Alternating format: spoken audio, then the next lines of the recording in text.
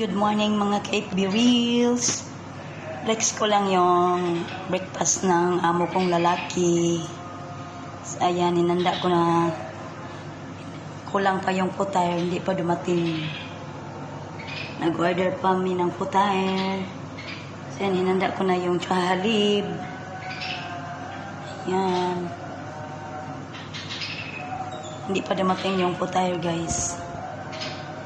Nanda ko lang yung mga cheese, kiyar, tomato, curry, and zaitun.